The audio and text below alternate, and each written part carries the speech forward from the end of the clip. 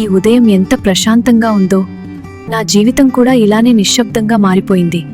కాని నా హృదయం ఇంకా ఏదో ఎదురు చూస్తోంది అని. సుగంధాల మధ్య నా రోజులు గడుస్తున్నాయి. ప్రతి సువాసనలో ఒక జ్ఞాపకం ఉంది.